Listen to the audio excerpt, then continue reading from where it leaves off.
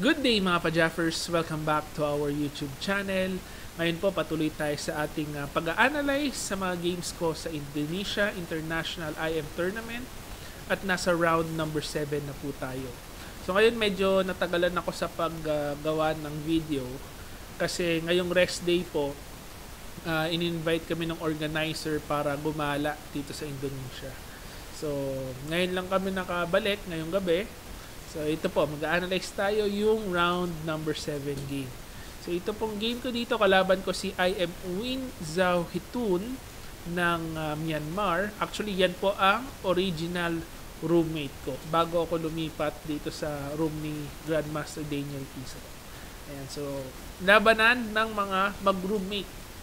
Tingnan po natin anong nangyari. So ito nag-start with Knight F3, Knight F6, G3, G6, so fianchetto, and symmetrical. So, kopyahan lang po. Kasi actually, ito pong larong ito, nag-prepare ako 5 to 10 minutes lang. Kasi ano to second game ng isang 2-day game, 2-game day.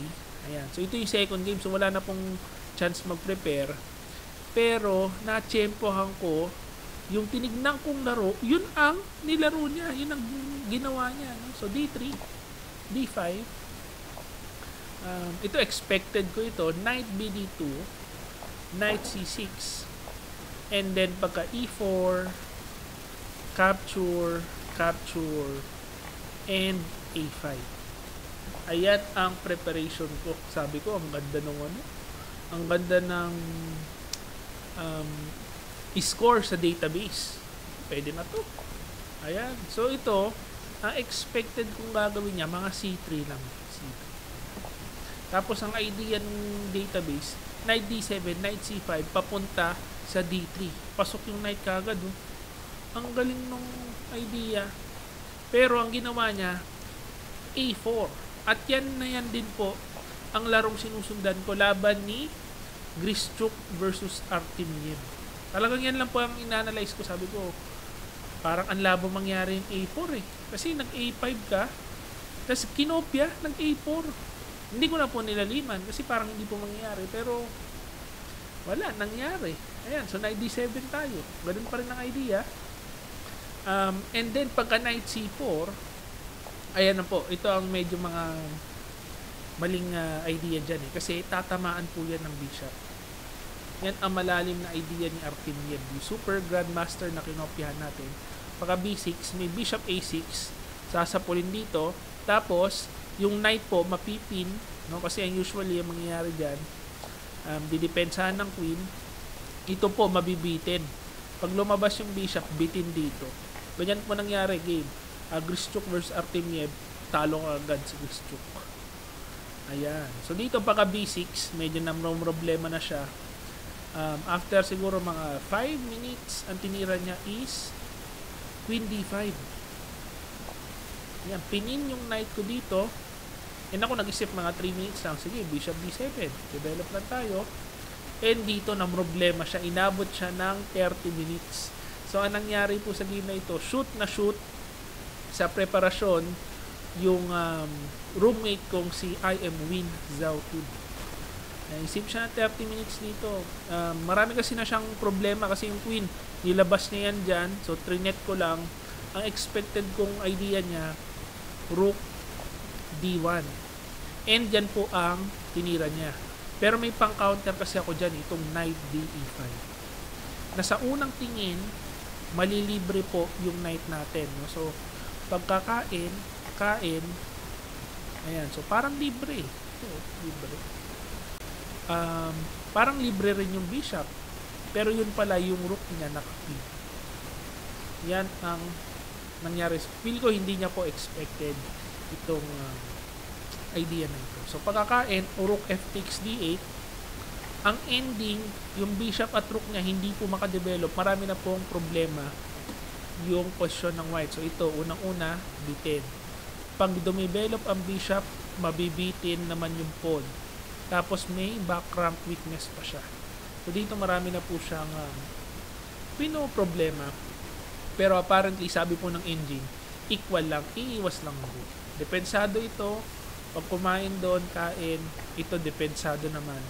Pagka C3, bishop E3, equalize. Pero mahirap pong gawin yan. Mahirap maisip itong pag-iwas ng rook. Kasi ang rook nasa open file na. Tapos iiwas mo pa. Diba? So, ang ginawa niya is bishop F4. Ayan. Ito, nakipagsabayan siya. Pag kumain ka dito, kakain, marami siyang idea na makikipagsabayan. So, atake dito, sabay lang po ang mangyayari. Equal position. So, dito napag-isip tayo. Nag-knight C4 ang napag-decision. So, may counterplay tayo dito para hindi po maubos kagad yung pyesa. So, pagka kumain, ito ang expected kong gagawin niya. Kakainin ko dito, kain, knight takes b2. So, threat na po yung rook and yung pawn. Pagka pumasok, kakainin ko dito and meron tayong passport. Yan ang expected ko mangyayari. Pag bumalik siya, parang ano bang gagawin ko dito? Parang kakapturin ko lang ito. Yan. So, ma-1 pawn down siya. Pag kumain, knight c4, tapos merong p. Ayan. So, meron kasing ano yan discovered. Tapos p. Ayan. So, dito, kaya hindi niya ginanon, nag-rook takes d8 na lang siya. So, kain. Bishop f1. So, under fire yung knight. Pag kumain ka, yun na naman. Sabayan na naman ang gagawin niya. Pero buti na lang nakita ko yung good move, knight d6. Depensado ang atakado ang pawn, counter attack dun sa b2, parehas na pawn bitin, tas wala yung counter niya. So, ang ending, 1 pawn down ang kinalabasan. Buong buko. So, na dito, bishop d5, rook e1. Dito, expected ko na, malaki na yung lamang ko. Conversion na lang po. Sabi ko, kailangan ko ma-convert naman ito. At tagal ko nang walang panalo. Kasi yung previous game nito, yung game ko sa umaga, lamang din po ako ng 1 pawn up doon. Hindi ko lang siya na-convert. So, siguro i-analyze ko rin siya pagka nagka-free time tayo. Ayan. So, dito nag-E6. Ang best move daw is E5. Actually, naisip ko ito. Kaso, hindi ko na lang tinira. Sabi ko, kunatan ko lang muna. Kasi pag kumain dyan, may rook e1, mapipin yung rook. So, hindi niya po pwedeng kainin. So, pero nang punat tayo, e6, bishop d2, capture, rook d7, sobrang kunat lang. Para depensa dito, makagalaw ang knight, atakihin yung a4. So, ang ginawa niya is kinapture niya, knight c4, and then d5. Pagka-capture doon, papasok yung rook. So, matras ng rook d1 lang siya. Rook c7, knight a3, and then h5. So, king side, expansion, ang idea. Kasi ganyan ho ang endgame. So, pagka meron ka ng mga target sa queen side, kailangan gawa ka naman ng target sa king side. So, h3, bishop f6, king f3, g5, g4, capture, and ayan na. Meron na tayong mga target sa king side, tas may target pa sa queen side, pagsasabayin po natin yan. So, rook c5, nagtatrap lang ng konti, pagka nag-rook h1, may capture, tapos 4. Siyempre, nakita nyo yun, king e3, king e7, f3, and then rook c8. Ayan, so pagka rook c8 nyan, papasok na po yung rook. Pagka in-stop niya, of course, merong fork. So, knight b5, rook h8, king d3, rook h3. Ayan. Target sa king side, pagsasabayin sa target sa king side. So, bishop e5, b3. So, ayan. Target ulit natin yung king side. Threatening, checkmate, bishop f4, sabay rook d2. Pagka umatras.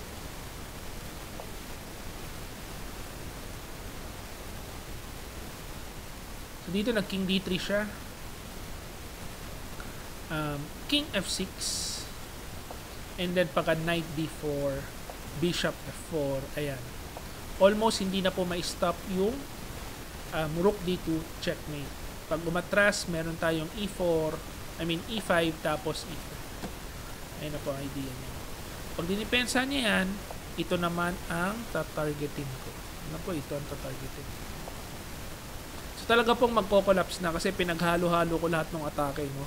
Atake sa queen side, atake sa queen side, atake sa queen. So dito nag c4 and then pagka check, king c3, e5, game over, d4 checkmate. So dito po nag-resign na si IM Win Zhao 2. Pagka umatras siya, meron tayong e5, d4 and then d3. Huli po yung knight. So ayan po ang ating round number 7. Nakakuha na tayo ng panalo sa wakas. Currently tied po tayo from 4th to 7th place. Ayan, so tied for 4th tayo. Hopefully manalo tayo ng next round. Yung next round is yung pinaka-crucial kasi ang kalaban ko po doon yung 4th place. Yung katay ko po sa 4th to 7. So, at least may chance pa naman tayo sa top 5. Ano? Yung top 3, titignan natin. May chance pa kasi malayo pa po. 4 rounds to go. Pero step by step. Currently, 7th place tayo pero tied lang naman ang score. Isang panalo lang, aangat ulit. Tingnan natin ano ang mangyayari. Hopefully, maganda result natin sa last 4 rounds. Pag-pray nyo po ako. And dyan po natin tatapusin ang ating video. Kung na-enjoy nyo po itong video na ito, please like this video and subscribe to our YouTube channel. This is International Master Jem Garcia. See you again next video.